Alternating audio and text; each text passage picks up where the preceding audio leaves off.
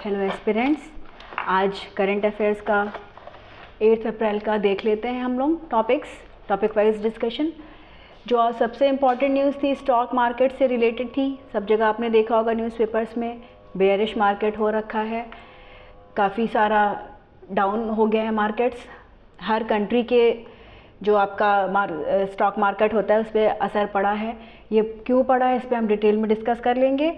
और बाकी हिंदू में डिलिमिटेशन से रिलेटेड आर्टिकल हैं और इंडो और श्रीलंका रिलेशन पे है। बाकी उत्तर प्रदेश का मुख्यमंत्री युवा उद्यमी विकास अभियान पे न्यूज़ है और लखनऊ कानपुर एक्सप्रेसवे पे न्यूज़ है, तो इसको हम बाद में डिस्कस करेंगे। सबसे पहले आ जाते हैं स्टॉक मार्केट्स पे। आपने देखा होगा हर चैनल पे लिखा है कि मार्केट रो रहा है, बियर बना हुआ है। तो देख लेते हैं कि ये क्यों है। यूएस ने जो न्यू टैरिफ्स की घोषणा की है, आप ये पहले भी डिस्कस हो चुका है कि ट्रंप की सरकार के बनने के बाद से उनका जो पॉलिसी रहा है वो रहा है कि यूएस को उनको आगे लेके जाना है। उनका कहना है कि यूएस ने बाकी कंट्रीज़ पे काफ़ी कम टैरिफ लगा रखा था और बाकी कंट्रीज़ ने यूएस पे ज़्यादा टैरिफ लगा रखा था, जिसकी वजह से जो उनका ट्रेड डेफिसिट है वो बढ़ता गया और उसकी वजह से यूएस के जो मैन्युफैक्चरिंग सेक्टर है उस पर बहुत ही नेगेटिव असर पड़ा। वहाँ के लोगों के लिए जॉब्स में गिरावट आई और वहाँ की इकोनॉमी जो है वो ग्रो नहीं कराई। तो कहीं ना कहीं इसके ज़िम्मेदार जो टैरिफ हैं जो बाकी कंट्रीज़ ने यूएस के ऊपर लगा रखा था वो उनका कारण है। टैरिफ लगता कैसे, जैसे कि मान लीजिए आपको किसी कंट्री को अपना सामान बेचना है और किसी कंट्री से सामान ख़रीदना है। जो हम बेच रहे हैं वो हमारे एक्सपोर्ट होते हैं, जो हम ख़रीद के ले आ रहे हैं वो हमारे इंपोर्ट होते हैं। तो जो भी कंट्रीज़ होती हैं अपने यहाँ जो भी सामान इंपोर्ट करती हैं उस पर कुछ चार्जेस लगाती हैं, टैरिफ्स लगाती हैं।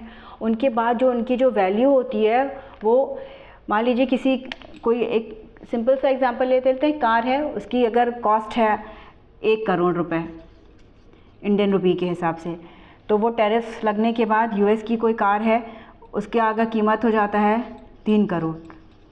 तो ये जो 2 करोड़ का है टैरिफ के रूप में, टैक्स के रूप में जो पे करना पड़ता है, इसमें कस्टमर को भी घाटा रहता है। ये जो आपको आइटम जो भी गुड है वो आपको वहाँ पे सस्ता मिलेगा, यहाँ पे महंगा मिल जाएगा। लेकिन कंट्रीज़ लगाती हैं क्योंकि इनको अपनी अर्निंग करनी होती है। तो ये सारा टैरिफ का था। तो ट्रंप ने क्या किया कि न्यू टैरिफ्स की घोषणा की। उन्होंने बाकी सारी कंट्रीज़ पे 10% का बेस लाइन टैक्स लगाया, टैरिफ लगा दिया है। और उसके अलावा कंट्री वाइज स्पेसिफिक कंट्री के, जैसे कि सबसे ज़्यादा लेसोथो पे लगाया है, मैंने बताया था अपनी लास्ट क्लास में। उसके अलावा कंबोडिया, वियतनाम, क्योंकि यहाँ का जो इनके साथ ट्रेड डेफिसिट था वो बहुत ज़्यादा था, तो जिन कंट्रीज़ के साथ ज़्यादा था वहाँ पे ज़्यादा लगा दिया है। भारत में इन्होंने 26% लगाया है, भारत इंडिया के जो भी गुड्स वगैरह हैं उन पे। और फिर बात होती है कि इसमें था कि हमारे कौन कौन से गुड्स को अलग रखा गया जिन पे टैक्स नहीं लगाएंगे। इनमें फार्मा था और इसके अलावा ईंधन था। तो ये सब आपके आइटम्स थे। अब लेकिन अभी इसमें बात कर रहे हैं कि हम फार्मा सेक्टर पे लगाएंगे, तो अभी क्लैरिटी नहीं है कि कितना अभी ये लगाएंगे, लेकिन इनका अब ये 9 तारीख से लागू हो जाएंगी चीज़ें। तो स्टॉक मार्केट ने रिएक्ट किया है। स्टॉक मार्केट नज़र रखा रहता है कि क्या हो रहा है ऑल ओवर द वर्ल्ड। तो चूँकि यूएस ने टैरिफ लगाए हैं तो उसका ओवरऑल इम्पैक्ट क्या पड़ेगा पूरी दुनिया की इकोनॉमी पे और हर कंट्री की इकोनॉमी पे उसका कैसा रहेगा, यूएस पे क्या असर रहेगा, ये सब देखते हुए स्टॉक मार्केट ने रिएक्ट किया। FIIs, फॉरेन इंस्टीट्यूशनल इन्वेस्टर्स जो होते हैं, उन्होंने अचानक से अपने पैसे निकाले, जिसकी वजह से स्टॉक मार्केट धड़ाम हुए। फिर धीरे धीरे बाद में देखा गया, कल ट्रेडिंग हुई तो जो था कुछ कम बढ़ भी गए थे और आज के भी तो थोड़ा सा काफ़ी इंडियन मार्केट पॉजिटिव है।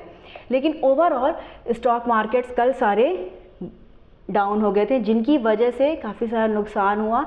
रिटेल इन्वेस्टर्स पे इसका सबसे ज़्यादा बुरा असर पड़ता है।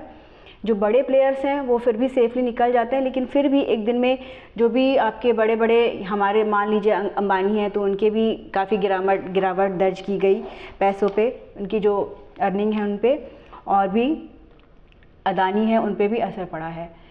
तो ये बेसिकली ये आज एक इम्पॉर्टेंट न्यूज़ थी। अब इन्होंने क्यों किया, तो मैंने जैसा बताया कि अपना जो ट्रेड डेफिसिट है उसको उसको सुधारने के लिए ये इनका कदम एक उठाया गया है, जो इनका कहना है। लेकिन ये सब होने से क्या हो गया है कि एक तरह से वॉर की सिचुएशन हो गई है, टैरिफ वॉर चल रही है फ़िलहाल, यूएस के द्वारा लगाई गई है। उनका मानना है कि हमें अपनी इकोनॉमी को आगे ग्रो कराना है।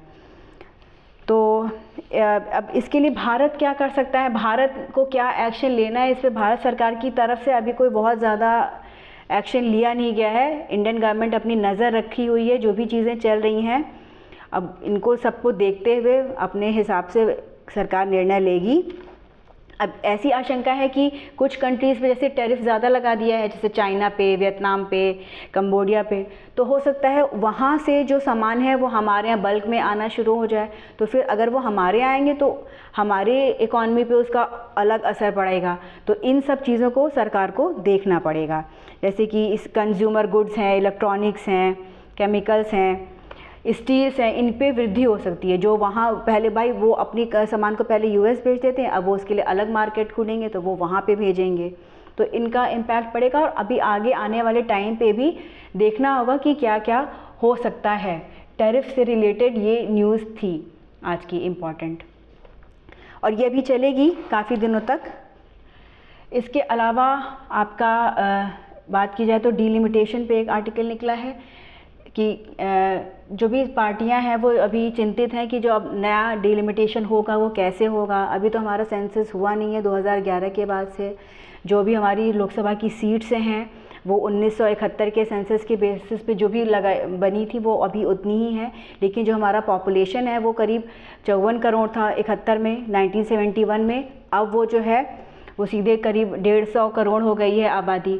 तो उस आबादी के हिसाब से हमारे पार्लियामेंटेरियंस भी होने चाहिए।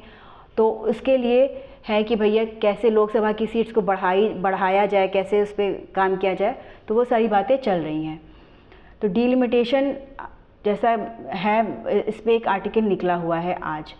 इम्पॉर्टेंट इसलिए है क्योंकि आगे आने वाले टाइम में इसमें कुछ ना कुछ होगा, तो उसको हम फर्दर डिस्कस करेंगे। लेकिन फ़िलहाल का जो है इम्पॉर्टेंट यही है कि अभी फ़िलहाल हम 1971 के सेंसस के अकॉर्डिंग ही जो भी सीट्स हैं वो हैं, और 2026 तक का है ये, इतने तक के लिए सीज़ कर दिया गया था। तो अब गवर्नमेंट को अगर इसी को आगे कंटिन्यू करना है तो इसको एक्सटेंड करना पड़ेगा, इसके लिए इनको एक एक्ट लगाना पड़ेगा। और नहीं तो क्या करना है, तो हर राज्य अपने साउथ के जो आपके साउथ स्टेट्स हैं उनका कहना है कि हमारी पॉपुलेशन उस हिसाब से नहीं बढ़ी है जितना कि नॉर्दर्न स्टेट्स की पॉपुलेशन बढ़ी है। तो अगर पॉपुलेशन के बेसिस पे फिर से डिलिमिटेशन होगा, सीट्स का एलोकेशन किया जाएगा, तो उनको घाटा हो सकता है कि उनका पॉपुलेशन चूँकि उतना नहीं बढ़ा है तो हो सकता है उनके उसमें कम सीटें हैं। जैसे उत्तर प्रदेश की 80 सीटें हैं और केरला की 20 ही सीटें हैं। तो चूँकि केरला की आबादी अभी भी कम ही बढ़ी है और यूपी की ज़्यादा बढ़ी है, तो हर स्टेट का अपना अपना कंसर्न है। तो उस पर अभी चर्चाएँ चल रही हैं, पार्लियामेंट की कमिटीज़ हैं जिन पर बातचीत चल रही है। तो इसी से रिलेटेड आर्टिकल है इसको डिलिमिटेशन के ऊपर। बाकी इंडो श्रीलंका पे आर्टिकल है क्योंकि प्रधानमंत्री अभी गए थे यात्रा पे 2 दिवसीय, और वहाँ पे काफ़ी सारे एग्रीमेंट्स हुए, 7 एग्रीमेंट हुए हैं जिसमें डिफेंस पे हुआ है जो कि काफ़ी इम्पॉर्टेंट है। तो इसमें यही निकला है कि जो अब श्रीलंका की जो नई सरकार बनी है वो दिल्ली को लेके काफ़ी सीरियस है कि दिल्ली के साथ जो अभी उनके रिश्ते हैं उनको अच्छा रखना है। अभी वहाँ पे जनता विमुक्ति परमुना की सरकार पार्टी की है सरकार, प्रेसिडेंट है आपके अनुरा कुमार दिसानायके। तो उन्होंने कहा है कि हम किसी भी हाल में अपनी बाउंड्री का यूज़ जो है वो भारत के अगेंस्ट नहीं होने देंगे, दिल्ली के अगेंस्ट नहीं होने देंगे। तो इनका मानना है कि हमें अब मैत्री संबंधों को आगे बढ़ाना है। और जहाँ तक बात है आज कंट्री वाइज ये इम्पॉर्टेंट था, और यूएस का टैरिफ का था, स्टॉक मार्केट का था, तो ये सारी चीज़ें कवर हो गई हैं। बाकी अगर हम उत्तर प्रदेश का ले लें तो उत्तर प्रदेश का मुख्यमंत्री युवा उद्यमी विकास अभियान का बारे में न्यूज़ निकली है कि कहा गया है कि जो युवा हैं उन्हें 3 माह में 40,000 युवाओं को ऋण वितरित किया जाएगा, मतलब उन्हें पैसे दिए जाएंगे ताकि वो अपना कुछ उद्यम शुरू कर सकें, अपना कुछ सेटअप बना सकें इंडस्ट्रियल या कुछ भी। तो इसके लिए वो 1.5 लाख रुपए तक इस वर्ष प्रदान किया जाएगा सरकार के द्वारा। ये एक मुख्यमंत्री युवा स्वरोजगार योजना का ही पार्ट है और इसका जो संचालन है वो इंस्टीट्यूट फॉर इंडस्ट्रियल डेवलपमेंट करता है। इसमें माना जाता है कि 21 वर्ष से लेकर 40 वर्ष की आयु तक के लोग जो युवा हैं उनको सरकार हेल्प प्रोवाइड करती है, ऋण प्रोवाइड करती है, ऋण देती है, कर्ज देती है।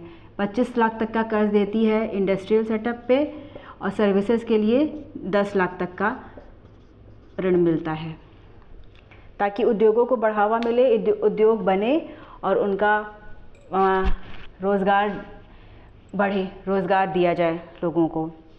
और इसमें कोई ऐसा वो नहीं है, इसमें है कि आठवीं जो पास व्यक्ति है वो इस योजना का लाभ उठा सकता है।